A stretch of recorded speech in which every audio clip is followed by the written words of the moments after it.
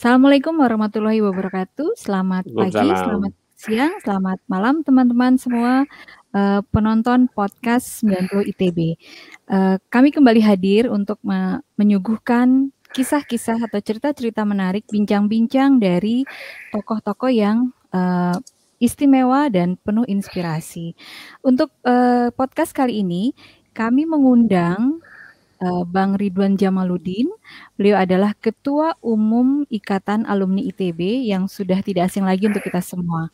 Nanti kita akan berbincang-bincang mengenai sisi lain dari Bang Ridwan Jamaluddin.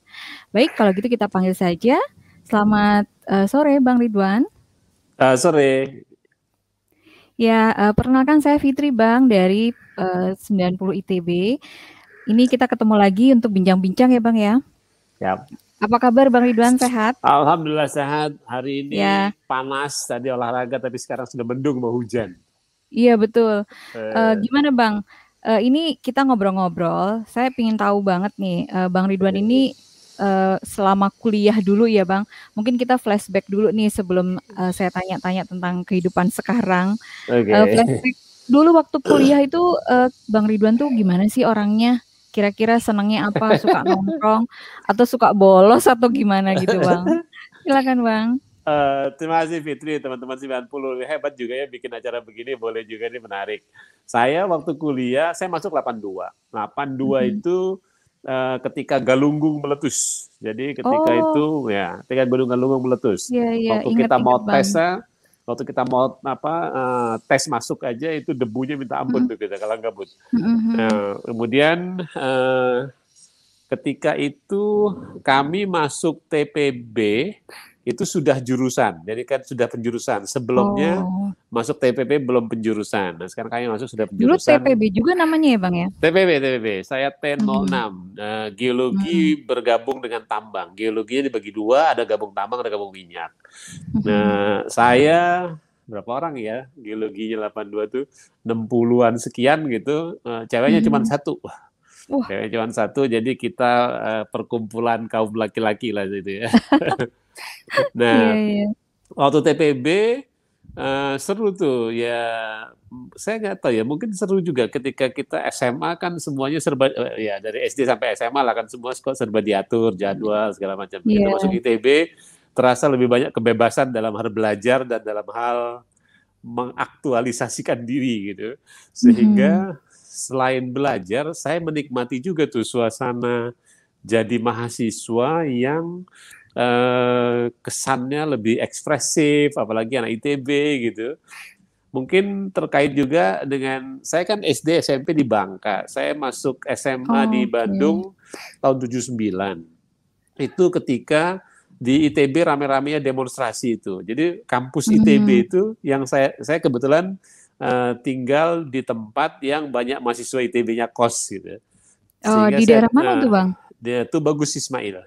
Oh tuh Bagus. Ismail. Nah, masuk situ diajak jalan-jalan ke kampus ITB. Wah masih penuh poster apa segala macam. Sepertinya kunjungan pertama ke kampus ITB itu mempengaruhi juga apa namanya, kesan pertama saya terhadap kampus ITB. Kampus ITB rame nih, orang boleh demo, boleh mengekspresikan dirinya suka-suka gitu ya. Dulu masih banyak demo-demo ya Bang ya? Itu lagi seru-serunya, 79 kan 78 kejadiannya, 79 itu apa ya, puncaknya walaupun sudah mulai menurun kelihatannya. Nah, TPB pada waktu masuk TPB selain kuliah kita juga ikut kegiatan kemahasiswaan. Kan kita semua disuruh milih 2 unit. Satu unit olahraga. UKM ya. Satu unit olahraga, saya pilih sepak bola. Satu lagi unit kesenian atau sosial budaya. Saya milihnya PSIK, Perkumpulan Studi Ilmu Kemasyarakatan. Nah, pada waktu itu juga mentor-mentornya para aktivis senior itu yang kita kayaknya diubah bener gitu, jadi dari anak SMA menjadi mahasiswa. Lumayan. Saya SMA di Bandung. Kenal teman-teman. Di SMA berapa Bang? Saya SMA Aloysius, Bandung. Oh Aloysius ya. Jadi ketika TPB itu karena ikut unit kegiatan gitu, kita bergaul lah sesama 82 dan dari kelas-kelas yang lain. Nah itu saya kira juga membuat saya punya banyak teman lah kira-kira gitu. Kemudian saya waktu itu ada 3 kegiatan mahasiswa TPB. Satu namanya ASK, Apresiasi Satuan Kegiatan, di mana unit-unit kegiatan itu menampilkan mahasiswa-mahasiswa barunya. Satu lagi IOTA atau Beta yang per jurusan atau per kelas per T itu. Satu lagi TPB Games. TPB Games itu olahraga, pertandingan antar mahasiswa TPB. Nah, awalnya itu kegiatan pertama itu ASK.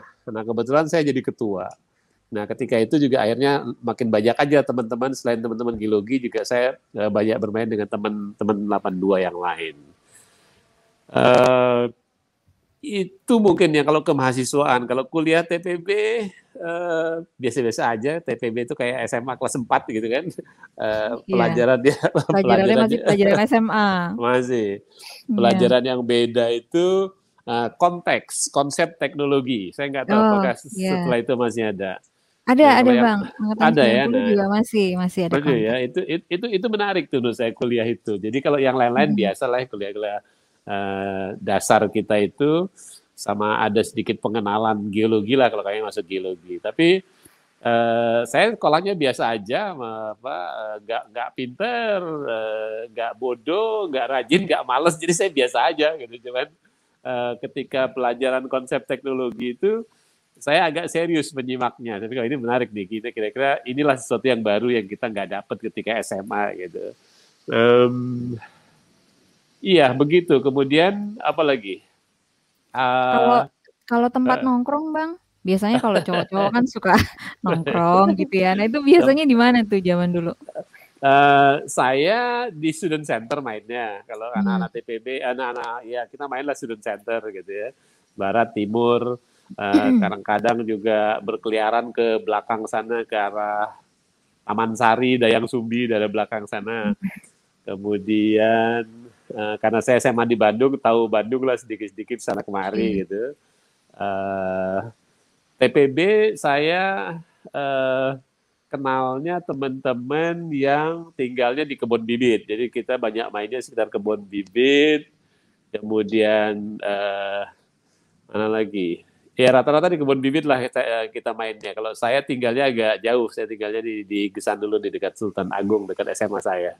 Jadi mainnya sekitar situ. Iya. Kalau hobinya nih Bang, kan kalau nggak salah dulu sih zaman saya kuliah nih, di kantin tuh ada makanan enak, terus di kantin Salman tuh ada daging bulat itu Bang. Dulu udah ada belum ya? Daging bulat di Salman itu di kantin.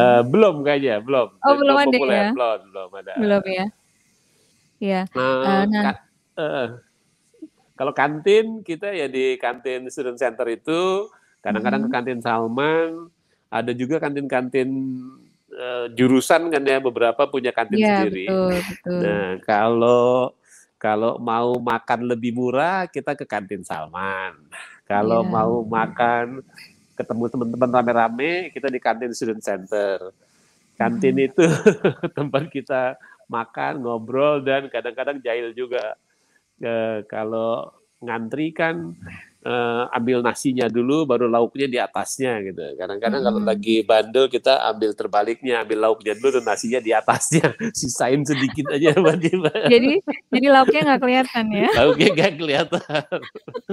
Tapi habis itu begitu kita lulus ya nggak langsung begitu kita kerja balik lagi ke kantin, saya dulu utang kira-kira segini saya bayar ya. Oh gitu. Pengakuan dosa ya Bang? Pengakuan dosa. Nah Bang Ridwan, jadi dulu setelah kuliah, nah kira-kira Bang Ridwan ketemu istrinya itu di mana tuh Bang? Kalau itu gak ada hubungan sama kuliah. Saya bongkar-bongkar rahasia nih. Kalau itu gak ada hubungan sama kuliah. Oh nggak ada ya? Nggak ada. Saya ketemu di SMA. Oh SMA. Waduh.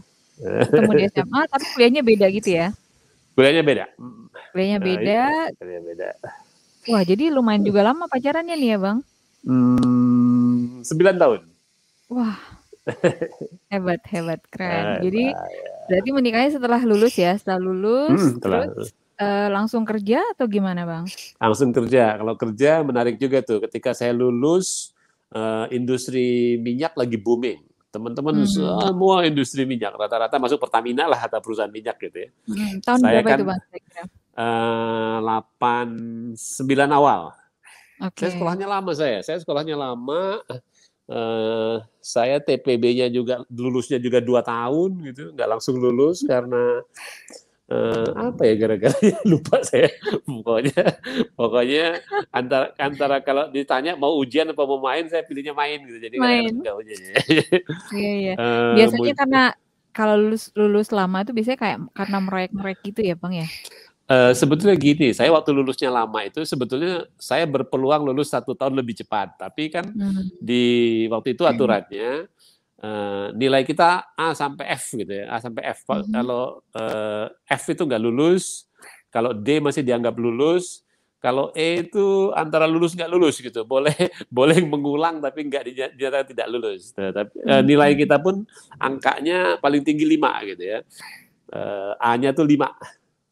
Oh Bukan gitu. A-nya 5 bukan 4. Jadi ketika ada mata kuliah tingkat terakhir lagi geologi gitu, saya dapat D gitu. Aturannya di geologi waktu itu maksimum 4 kredit D, kita boleh ambil tugas akhir ke lapangan gitu.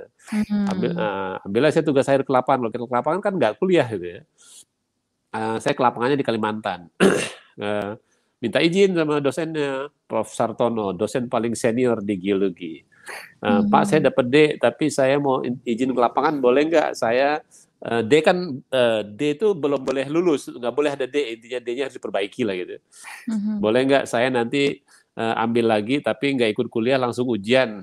Kenapa? Saya mau ke lapangan gitu, tesis gitu. Oh iya, ada boleh gitu. Pergilah saya ke lapangan. Dan ketika itu mata kuliahnya kalau ada di semester ganjil, dia semester ganjil aja. Jadi kita nggak bisa ambil semester berikutnya, mesti setahun gitu ya.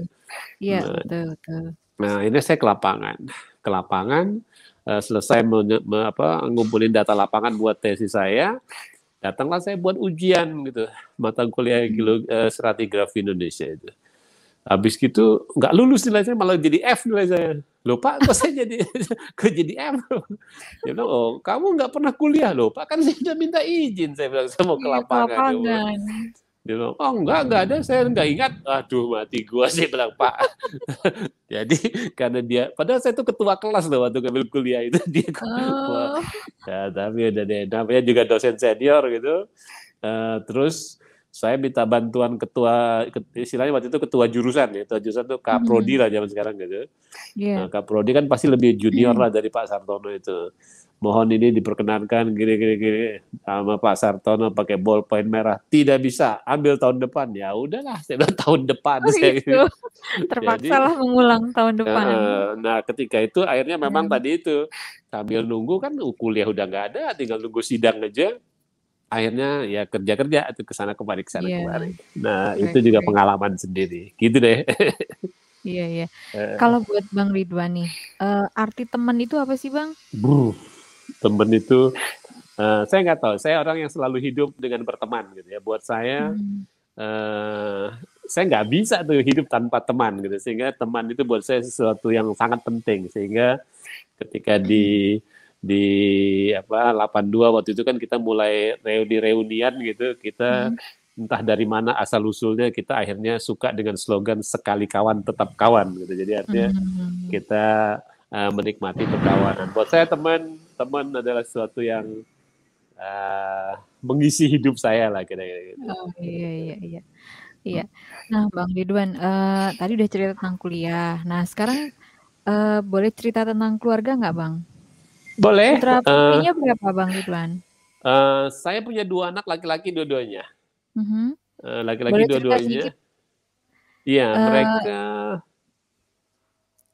Ciri khasnya dari putra-putranya Bang Ridwan nih. Si Cikal atau si bungsu gimana? Yang anak saya yang pertama teknikal dan cenderung menyukai ilmu dan teknis-teknisnya lah gitu ya. Anak saya yang kedua lebih suka hal-hal praktis dan lebih suka gaya anak gaul lah sana kemari dan suka masak. Gitu. Oh gitu, suka masak ya? Sekolahnya pun sekolah memasak, sekolah SMK kuliner lah gitu. Oh iya, begitu. jadi chef ya? Jadi chef, cita-citanya jadi chef dan sampai sekarang dia masak. Gitu. Iya. Seberapa dekat Bang Ridwan dengan putra-putranya? Oh, kita dekat. Jadi gini, anak saya yang pertama lahir di Bandung. Lahir di Bandung ketika tahun berapa tuh ya? Tahun 90 lah. Waktu itu baru lulus, menikah, kerja gitu. Saya kerja di Jakarta, keluarga di Bandung. Anak saya saya bolak-balik lah, pokoknya kita tipikal gitu, Jumat malam ke Bandung, Senin dini hari berangkat lagi Jakarta gitu ya. Iya. Kemudian saya sekolah S2 di Belanda, anak saya yang pertama ikut, kayaknya dia menikmati jalan-jalan ke sana kemari melihat dunia lah gitu. Kemudian saya sekolah S3 di Amerika, anak saya yang kedua lahir di sana. Lahir di Amerika. Ya seru, jadi karena di luar negeri ya, jadi mau nggak mau keluarga kita keluarga kecil, akhirnya kita sangat dekat dengan anggota keluarga. Ya artinya di rumah ya kita segitu-segitu aja orangnya, walaupun di tempat saya sekolah baik ketika S2 di Belanda maupun S3 di Amerika banyak orang Indonesia, kita rame tuh. Kalau di Belanda banyak orang Indonesia, di Amerika kita ada kira-kira 300-an orang Indonesia ketika saya di sana bersama keluarga maksudnya. Yang paling menarik Bang waktu tinggal di Belanda atau di Amerika? Tinggal di Belanda sama sih, saya bilang, saya nggak tahu, buat saya belajar itu tidak hanya di kampus gitu ya, belajar itu dari kehidupan, belajar dari lingkungan, belajar dari pergaulan. Saya sekolah di Belanda, menikmati berinteraksi dengan orang dari berbagai belahan dunia lah gitu ya. Nggak kaget sih, tapi ada ya orang budaya di kota mana tuh Bang? Enschede itu di Twente, di timurnya Belanda, dekat perbatasan Jerman. Budayanya masih budaya Eropa lah, kemana-mana naik kendaraan umum, naik sepeda gitu ya. Seru banget ya naik sepeda. Oh ya, menikmati dan jalan-jalan. Kalau di Eropa kan kemana-mana deket, artinya mau kan di Belanda kita mau ke Jerman deket, mau ke Prancis deket, jadi jalan-jalan, kerjaan kita tiap kalau ada waktu kita jalan-jalan. Di Amerika berbeda. Amerika itu kita harus lebih mandiri. Transportasi publik di Texas ya, sekolahnya itu tidak bagus, tidak banyak, sehingga kemana-mana kita harus naik mobil sendiri. Nah itu pengalaman sendiri juga. Jadi kemana-mana kita biasa nyetir berlama-lama gitu, berlama-lama itu jauh gitu, kemana-mana jauh, apalagi Texas kan tempatnya besar dan mana-mana jauh gitu. Itu pengalaman tersendiri juga. Kemudian apalagi jalan-jalannya banyak gitu, setiap kali ada kesempatan jalan-jalan kita jalan-jalan. Makanya saya bilang, jadi akhirnya bagi saya proses belajar itu bukan hanya di kampus, tapi juga belajar dari teman, belajar dari lingkungan, belajar dari budaya orang lain, belajar dari komunitas internasional, dan saya bersyukur terekspos di komunitas seperti itu sehingga bisa melihat berbagai kondisi di luar Indonesia gitu. Iya, seru ya. Nah, Bang Ridwan, kan sekarang ini Bang Ridwan adalah pejabat pemerintah. Kemudian punya banyak kegiatan ya, sibuk. Kemudian ketua Ikatan Alumni ITB juga. Nah, kira-kira cara membagi waktu Bang Ridwan nih, kayaknya sibuk banget gitu ya. Gimana nih membagi waktu antara pekerjaan, kemudian organisasi, dan keluarga nih, Bang? Gimana caranya? Caranya menurut saya, kalau saya pada dasarnya kalau ada tugas, saya berusaha fokus di tugas itu. Tapi yang penting juga bagi saya, saya ingin seperti tadi itu, saya kan hidupnya modal teman. Jadi kalau saya nggak bisa, saya cari teman. Gitu. apalagi, Ya. apalagi, apalagi kalau saya dalam posisi memimpin unit kerja gitu. Jadi ya jadi direktur, jadi deputi, jadi dirjen. Kan banyak pasukannya. Menurut saya pekerjaan saya yang paling enak adalah membagi-bagi pekerjaan itu. Gitu. Bagi-bagi tugas. Menurut saya itu adalah salah satu yang saya biasa lakukan. Kemudian saya termasuk tidak memaksakan diri ya, kecuali kalau saya yakin saya bisa, tapi waktunya nggak cukup, kalau itu saya paksa. Misalnya besok mesti presentasi, bahan belum siap, tapi saya tahu saya mau bilang apa, itu saya kejar sampai pagi pun saya bikin presentasinya. Tapi kalau saya bisa sudah mentok gitu, ini kok nggak bisa ya, sama saya tinggal tidur. Gimana nanti ya, saya tinggal tidur, ngapain? Ngapain saya pikir toh nggak bisa juga, gimana besok aja gitu. Biasanya saya tinggal tidur atau saya tinggal pergi jalan-jalan. Kegiatan saya memang selalu banyak ya. Saya itu kalau boleh cerita juga, saya lulus tuh masuk BPPT soalnya. BPT. Oh, sampai di BPPT. Saya BPT. Saya 25 tahun di BPT. Saya 25 tahun di BPT, kemudian baru berdirinya Kemenko Maritim, saya diajak ke Kemenko Maritim, baru kemudian saya ke SDM. Kalau waktu di BPT, saya menikmati kegiatan-kegiatan yang exploring gitu, mencari sesuatu yang baru, cari ini bisa begini nggak gitu, dan kegiatan-kegiatan yang menantang lah ya, menantang dan mungkin juga cari-cari penyakit gitu saya kerjain. Cari penyakit. Itu kita kerjain. Waktu di Kemenko Maritim juga ritmenya macam-macam. Menko saya ada 3 kali Menko saya Pak Indroyono, kemudian Pak Rizal Ramli, kemudian Pak Luhut dengan tipikal masing-masing. Yang pasti siapapun Menko-nya kerjanya banyak gitu di situ. Nah sehingga menarik juga mengingat-ingat apa yang saya lakukan ketika pekerjaan banyak. Tapi tipikal begitu saya. Kalau saya dapat kerjaan, saya cari bala bantuan. Saya nggak mencoba menyelesaikannya sendiri. Kalau udah nggak bisa, ya saya tinggal tidur. Tunggu besok aja. Saya nggak memaksakan diri. Kalau sama keluarga, apa ya? Istri saya punya kesibukan juga. Jadi artinya kita sama-sama berbagi waktu dan masing-masing tahulah kalau ada kesibukan. Anak-anak mungkin yang menarik ketika anak-anak masih SD, SMP, SMA lah ya, saya mempunyai waktu emas saya itu bersama anak-anak adalah ketika saya ngantar mereka ke sekolah. Oh, Jadi, sempat ya? Maksudnya saya antar sendiri. Kerjaannya Bang Ridwan? Saya antar sendiri, jadi itulah golden moments-nya saya lah kalau sama anak-anak. Iya, luar biasa ya.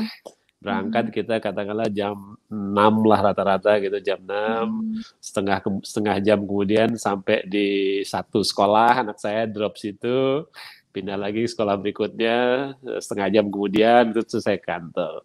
Itu adalah kesempatan terbaik menurut saya bagi cerita apa yang dia kerjain di sekolah. Iya betul, jarang-jarang tuh Bang. Iya. Bisa mendapatkan momen itu ya.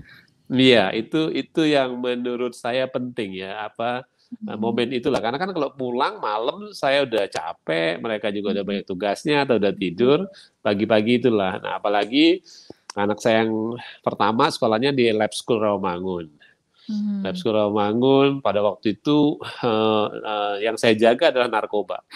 Jadi di sana salah satu tempat yang katanya diincar juga tuh sama pemain-pemain narkoba gitu, macam-macam kan, ada yang bentuk permen, bentuk apa segala macam. Jadi kalau udah kira-kira saya merasa ada sesuatu yang nggak bener nih, saya nggak drop dan tinggalkan anak saya masuk sekolah, tapi saya berada di situ juga barang setengah jam, sejam gitu, sengaja.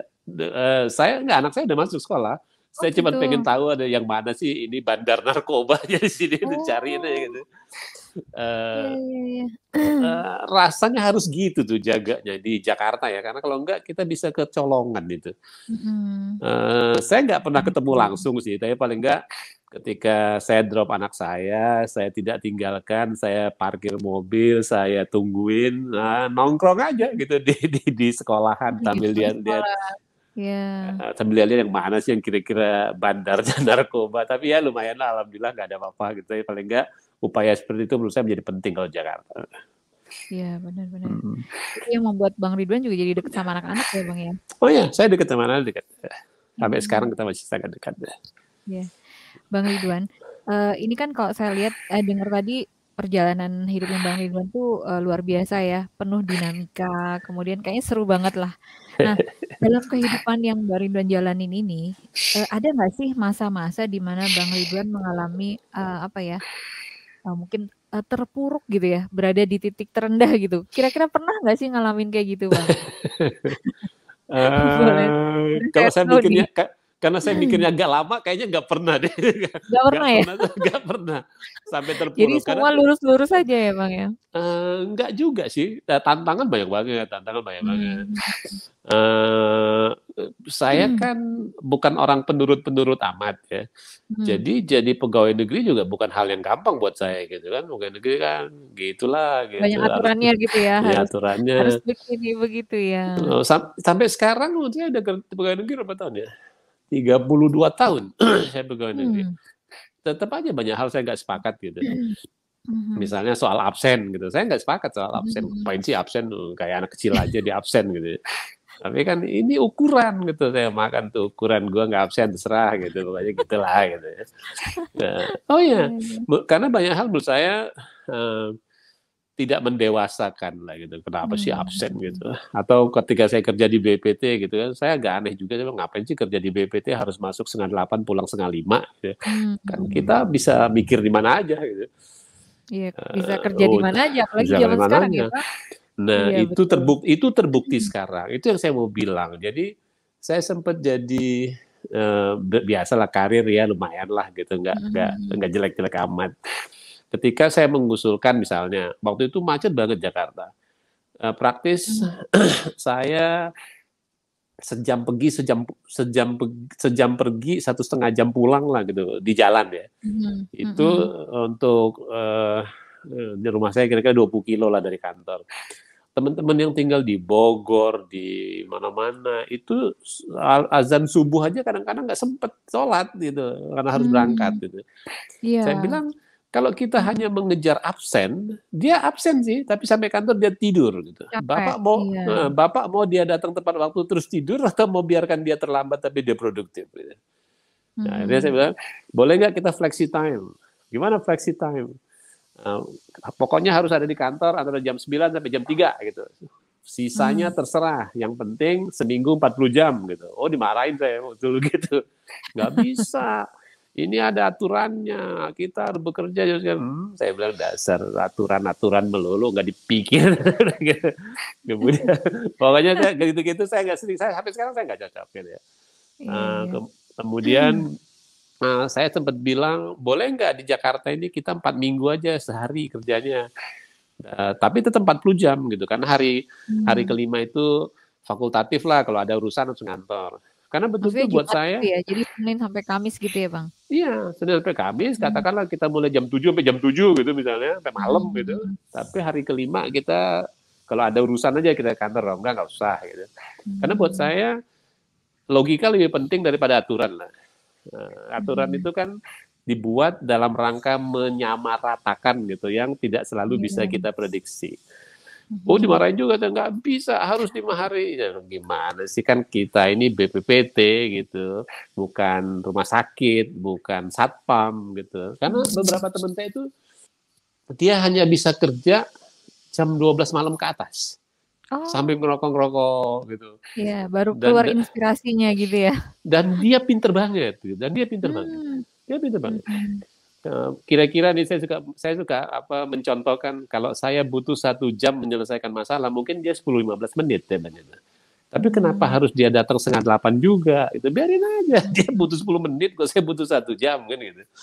Nah, iya. hal-hal seperti itu sampai sekarang masih pemberontakan dalam diri saya, belum selesai. Udah mau pensiun juga belum selesai juga. Enggak, artinya apa? Sekarang kan terbukti kita kerja dari Mhm, mana aja. Gitu. iya Jadi betul. kadang-kadang kalau rada-rada belagus nih, saya bilang, oh saya berpikir 20 tahun lebih cepat dari orang-orang. Iya iya, semua Enggak, era digital, berarti Bang Ridwan berapa step lebih duluan nih? enggak sih. Saya cuma bilang orang malas mikir aja sebenarnya. Atau orang takut berubah gitu. buat saya sih berubah biasa aja. Nah, kalau salah-salah ya berubah lagi aja kan gitu.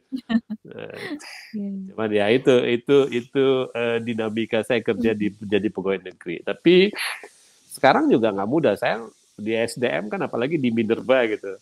Orang suka bilang, nah ini tempatnya hutan belantara. Asik nih gue masuk hutan belantara. Nah, saya cuma bilang, kalau kita mau bekerja lurus dan bagus, kita lurus dan bagus saja. Kalau orang mau coba-coba bandel ya, kita lihatlah sekuat-kuatan aja gitu. Karena buat saya sih kan kita harus menegakkan kebenaran juga ya, bukan cuma aturan gitu. Sehingga kalau ada yang mau coba-coba tidak benar ya harus berani kita hadapi gitu. Iya. Lumayan sih, gitu. Tapi untungnya nih kali ya, untungnya kan saya suka sok tahu juga gitu. Saya kan lawan gitu. Untungnya juga saya nggak dipecat gitu. Apa lagi? Oh mungkin juga karena apa ya? Karena orang kali terpaksa juga udah nggak ada orang lain suruh Ridwan aja kali itu. Jadi ya banyak juga kondisi-kondisi gitu. Karena Bang Ridwan berpotensi Bang. Jadi mau ini juga wah susah nih. Kayaknya dibutuhkan juga nih. Mungkin gitu ya.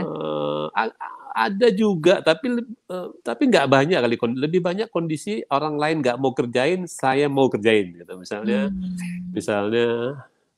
zamannya Soeharto baru turun gitu kan sempat disuruh nyari waktu itu Tommy Soeharto kan menghilang gitu. Suruh cari kita gitu. Oh gitu. Dulu Bang Ridwan di mana tuh waktu itu Bang? Saya BPT. Oh di BPT, masih di BPT ya. Datanglah polisi ke BPT gitu.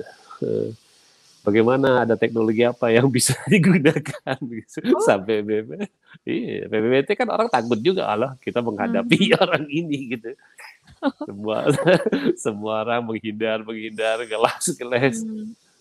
Wan, lu berani? Alah, sebenarnya bukan soal berani-beranian, kalau dikerjain ya kita kerjain gitu ya, kita kerjain aja. Nah, jadi buat saya mungkin lebih banyak bukan soal pinter-pinteran, tapi lebih kepada orang nggak mau kali ngerjain hal-hal yang repot, berat gitu ya. Kalau orang nggak mau ya saya kerjain lah gitu.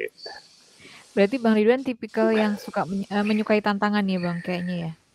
Nggak nantang-nantang sih, cuman kalau ada yang harus dikerjain dan orang lain nggak mau ya saya kerjain aja. Oh, iya. Dari perjalanan karir sejak lulus sampai dengan sekarang, yang paling menarik di mana nih Bang kira-kira buat Bang Ridwan? Tiga-tiganya punya pengalaman menarik ya. Kalau di BPPT itu bahasa saya orang berdaya tapi tak berkuasa. Orangnya pintar-pintar. BPT. Jadi gini, tak berkuasa. Jadi orang BPT menurut saya pintar-pintar. Kalau paling nggak zaman saya itu orang-orang bagusnya itu masuk BPT. Beda ya, mungkin zaman-zaman sekarang kali orang bagus masuk perusahaan, masuk bank, masuk mana gitu. Zaman saya dan sebelum saya orang-orang pintar kecuali saya itu masuk BPT. Jadi menurut saya sayang tuh ya kalau kita nggak manfaatkan sebaik-baiknya. Jadi produknya pun bagus-bagus menurut saya. Kayak sekarang misalnya nih kalau saya boleh membandingkan masuk Minerba kita ngomong gasifikasi batu bara. Itu yang saya suka bilang, kayaknya ini 25 tahun yang lalu dibahas di BPT saya bilang gitu. Udah bikin prototipenya juga. Cuman karena nggak berdaya itu, ya udah jadi prototipe aja. Karena nggak berkuasa tadi ya? Nggak berkuasa kita. Jadi orang bisa bikin, kami bisa loh Pak, bikin nih batu bara kami jadikan gas gitu. Tapi terus orang bilang, oh ya, terus apa? Ya udah, gitu aja, berhenti aja gitu. Nah itu menurut saya satu yang sayang ya. Kita bagus tapi nggak dimaksimalkan pemanfaatannya. Kalau di maritim, menurut saya itu saya melihat dunia republik yang sebesar dan sedinamis ini nggak mudah ngurusnya itu. Kan di situ tugas kita koordinasi gitu. Kok kementerian ini maunya begitu, kok kementerian itu maunya begitu. Bukankah kita menjalankan misi pemerintah yang sama? Saya bilang gitu, kok bisa ya? Saya kebayang jadi presiden gimana gitu. Lihat orang-orangnya beda-beda pendapat. Nah, tapi yang menarik itu sebetulnya niatnya sama mau maju gitu, tapi pada saat kita mau melaksanakannya benturannya banyak yang tak tertanggul lagi gitu ya. Walaupun kalau kita lihat banyak juga pejabat bagus-bagus gitu, Pak Luhut gitu suka galak dan sikat sana sikat sini gitu. Pak Basuki misalnya yang hebat, apapun infrastruktur beliau bangun, itu bagus-bagus menurut saya sih ya. Nah, kalau di SDM itu ya itu saya bilang. Kalau di kira-kira nih kalau di BPT itu tugas saya lebih banyak spending gitu, cari duit, riset ini, riset itu, artinya ngeluarin duit aja gitu. Di maritim saya deputi infrastruktur, termasuk juga spending juga di cost center lah, bangun ini bangun itu. Nah sekarang masuk SDM yang kita harus jadi revenue center, kita harus cari duit. Oh, Jadi itu kebalikan ya malah ya. kebalikan ya, harus cari duit. Nah yang menarik memang itu tadi ketika masuk SDM sekarang perintahnya jelas gitu bahwa kita harus peningkatan nilai tambah. Itu menurut saya kebijakan yang sejak saya di BPT pun kita sudah yakini itu, gitu. Artinya nggak boleh jual tanah air lah, nggak boleh jual apa-apa serba mentah, tapi harus diolah gitu. Nah sekarang kesempatan itu saya lakukan sekarang, beruntung juga saya dapat kesempatan itu di akhir-akhir karir profesional saya. Nah bagus itunya, hanya yaitu dia bilang. Jadi dari sisi pemerintah yang namanya perizinan itu orang kalau bisa frustrasi, udah bisa frustrasi memang mau investasi di situ ya. Tapi saya pikir hebat juga ya pengusaha-pengusaha itu tabah gitu, ngikutin aturan satu-satu gitu. Padahal saya bilang ini semua bisa dibikin gampang semua gitu. Nah di sisi lain banyak juga pelaku-pelaku pelaku-pelaku usaha ya yang nggak jujur-jujur amat gitu, yang biasalah oportunistik gitu. Nah saya menghadapi dunia nyata di SDM sekarang menarik menurut saya, tapi kelihatannya tidak terlalu sulit membenahinya, sehingga saya yakin kita bisa maju pada titik ini nih, kita bisa membenahinya, tapi memang tidak bisa sambil tidur-tiduran nih, kerja keras karena selain tantangan operasional secara internasional juga tantangannya aneh-aneh gitu menurut saya. Sekarang kan Uni Eropa menuntut Indonesia di WTO kita dipaksa harus boleh menjual nikel dalam bentuk biji gitu, padahal kebijakan kita kan nggak boleh, kita harus diolah gitu. Saya bilang kok ada ya negara-negara yang katanya maju ini nikel gua, kenapa lu yang ngatur-atur gua mau jual dalam bentuk apa gitu. Menurut saya logikanya nggak nyambung gitu, tuh agak aneh kan. Katanya mereka kan ya loh ini Uni Eropa gitu, negara maju yang harusnya pinter gitu kan, pinter dan beradab gitu. Ini kok nikel saya, kenapa lu yang ngatur-atur? Gue mau jual kemana? Nah, itu menurut saya gila ya. Tapi ya itulah dinamikanya. Belum lagi ya, Bang, ya? oh ya seru gitu-gitu ya. Belum lagi dalam negeri. Nah, kementerian ini mau ini, kemudian itu mau itu. Tapi ya memang kita belum hidup di serba kemewahan yang bagus gitu. Tapi paling nggak dinamikanya menarik dan sejauh ini masih bisa terkendali menurut saya. Iya. Gitu. Nah, menurut Bang Ridwan nih, di saat sekarang ini, apakah itu sudah pencapaian yang menurut Bang Ridwan harapkan, atau sebenarnya Bang Ridwan punya cita-cita lain nih yang ingin banget Bang Ridwan wujudkan, atau memang sudah terwujud gitu? Belum. Belum. Belum ya. Karena itu tadi menurut saya. Jadi sebetulnya kalau cita-cita profesional, saya itu terus terang ingin melihat Indonesia maju lah ya. Saya tuh sebel juga kayak lihat sekarang kok kita kalah ya sama Vietnam, kita kok kalah ya sama Malaysia, padahal kita mulai duluan gitu. Waktu saya di Bandung, ITB, itu banyak mahasiswa Malaysia kuliah di ITB gitu. Sekarang coba aja lihat di kedutaan Malaysia. Ayo kuliah ke Malaysia. Alamak, saya bilang 40 tahun kemudian dunia terbalik gitu. Balik ya, iya. Kemudian Vietnam. Sekarang kan Vietnam lebih menarik daripada Indonesia sebagai destinasi investasi. Padahal Vietnam itu merdeka 30 tahun lah setelah Indonesia. Kan kita 45, dia 75. Gitu. Tapi kok bisa ya dia sekarang lebih menarik. Tapi itulah yang terjadi. Nah, melihat kondisi itu, saya sih belum puas kalau secara profesional. Saya masih ingin melihat Indonesia lebih maju, ekonomi kita dibangun oleh industri berbasis teknologi, karena makanya kita kan anak ITB ini nggak boleh jauh-jauh dari teknologi gitu. Dan masyarakatnya nggak boleh ditinggal gitu, masyarakatnya nggak boleh ditinggal. Saya terus terang agak khawatir kalau misalnya masyarakat kita lebih sibuk dengan urusan-urusan yang, mohon maaf nih, persepsi personal saya agak nggak penting-penting gitu. Kita tuh sibuk pilkada gitu, sibuk politik ini itu, sibuk pokoknya sibuk medsos gitu. Kita tuh kapan sih kerja beneran gitu. Nah, saya belum puas sampai level itu. Saya masih berharap pada waktu nggak terlalu lama kesejahteraan rakyat Indonesia itu bisa meningkat dengan kemampuan kita sendiri. Ya, mudah-mudahan ya Bang ya ke depan kita bisa Oh lebih ya, maju kita lagi. harus coba, kita harus coba. Ya. Nah, Bang Ridwan, ini saya ingin juga bertanya tentang IAITB nih Bang. Bang Ridwan selama ini menjadi Ketua Umum Ikatan Alumni ITB dari tahun Ya. berapa ya Bang? Dari 2016. 2016 ya. Nah, eh, dari pengalaman Bang Ridwan menjadi ketua di Ikatan Alumni, apa sih yang menarik Bang dari Ikatan Yang Alumni ITB nih? yang paling menarik menurut saya adalah menjaga perkawanan, Jadi kita tidak boleh mengharapkan anak ITB bersatu dalam arti satu pendapat. Nah itu udah bukan anak ITB lah. Pasti kita nggak bersatu pendapat. Nanti kita beda-beda. Itu Karena bukan ciri khas anak ITB ya bukan, Bang? bukan. Dan dengan itulah kita menjadi kaya sebenarnya perbedaan pendapat itu.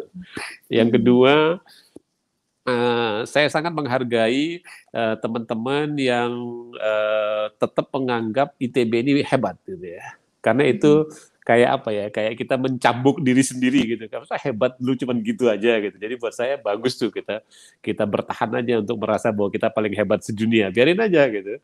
Karena itu Iya, iya. menjadi Kan anak ITB terkenal dengan sombong gitu ya. iya. Kalau saya tidak salah itu. Nah, itu sekarang PR besar kita. Bagi saya sekarang kita nggak bisa terlalu sombong karena kayaknya orang di luar sana juga udah mulai pinter-pinter selain anak ITB gitu ya.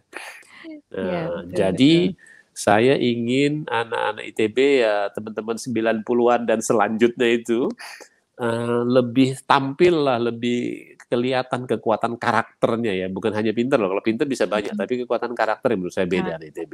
Karakter. Kalau pinter-pinteran mah orang bisa terlahir pintar gitu, bisa sejak SD udah pinter gitu, tapi karakternya yang kuat sebetulnya. Itu yang mungkin andalan kita ke depan gitu. Nah, satu lagi ketika saya terpilih 2016, kemudian nggak lama kemudian kita membuat Himpuni, mengajak organisasi-organisasi alumni perguruan tinggi negeri yang lain untuk gabungan lah, untuk kumpul-kumpul gitu. Buat saya itu dua sisi. Satu,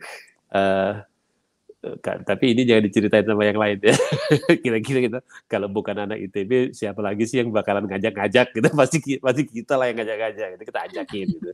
Awalnya ada 18 perguruan tinggi. Awalnya 7 dulu, terus 18, 21 sampai sekarang udah 40 sekian, udah gabung lah.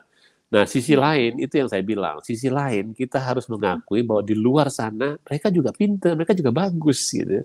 Jadi kita bergaul dengan teman-teman dari organisasi alumni yang lain dan kita tahu setiap orang punya kelebihan gitu. Makanya kita harus membangun kelebihan kita dari sisi karakter itu. Kalau buat saya karakter kita di ITB yang egaliter, bertarung, tidak mudah bersatu, gitu, arogan. Bangun aja karakter itu karena kekuatan kita sebenarnya di situ selama bisa kita kendalikan.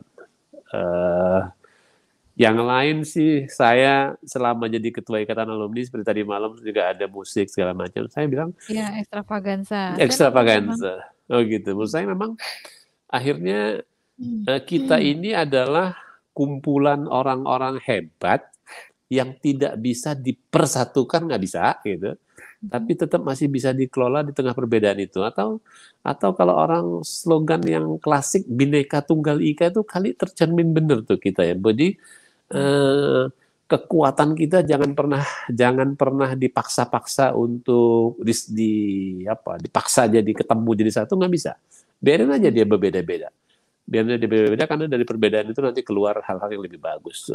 Menjadi kaya dan luas jadinya Bang ya. Menurut saya sih begitu. Teman-teman hebat-hebat, bagus-bagus. Baik yang melanjutkan karir di bidang masing-masing gitu, maupun di karir di bidang apa aja. Kan rata-rata, apalagi kalau dia keluar dari bidang teknologinya ya, biasanya mereka punya pilihan yang lebih menjanjikan mungkin ya dari sisi mereka untuk masuk ke dunia yang buat mereka akan lebih baik. Jadi menurut saya teman-teman di ITB tetap hebat-hebat. Hanya memang perlu kita menjaga perkawanan itu aja. Jadi kalau kita nggak sependapat, ya nggak apa-apa kita nggak sependapat gitu. Tapi pada ujungnya kita harus punya komitmen yang sama demi masyarakat yang lebih luas. Ya, menarik sekali nih ngobrol-ngobrol sama Bang Ridwan ya. Nah, ini ada Ai nih, ada Oke, ya. Ai, gimana Ai? Apa ada yang mau disampaikan nih? Mau ditanya-tanya ke Bang Ridwan? Udah mau 1 jam, bukannya selesai 1 jam kayak? Iya nih Bang Ridwan. Terakhir nih Bang. Penutup. Jadi tadi aku menyimak Bang Ridwan cerita sama Fitri, seru banget ya ternyata Bang Ridwan ini dari awal masuk kuliahnya aja udah seru gitu.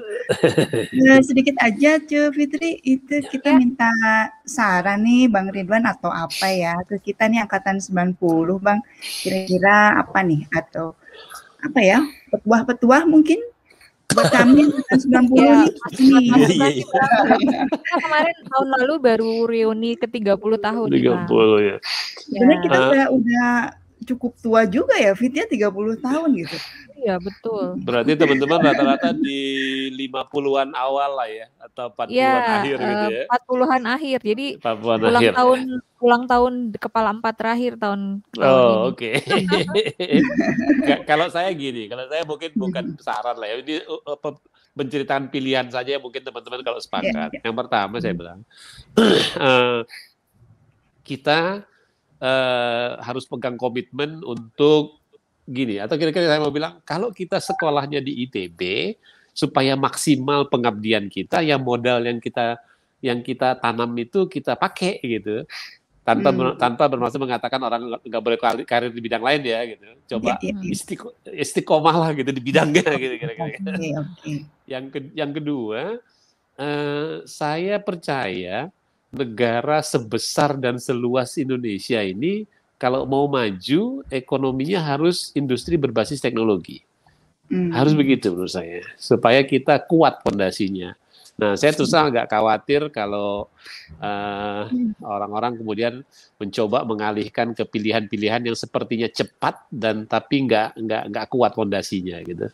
Atau kira-kira Indonesia tahun 80-an akhir, 90-an awal itu seperti itu menurut saya bagusnya Indonesia. Jadi kita banyak pabrik, industri maju, lapangan pekerjaan terbuka gitu, sehingga pondasinya kuat. Saya mengharapkan teman-teman 90 ya minimal sebagian besar lah ya bertahan di situ gitu untuk mengawal supaya bangsa sebesar ini tetap masih bisa sejahtera dan jangka panjang. Oh, jadi di kompetensinya masing-masing ya, Bang ya?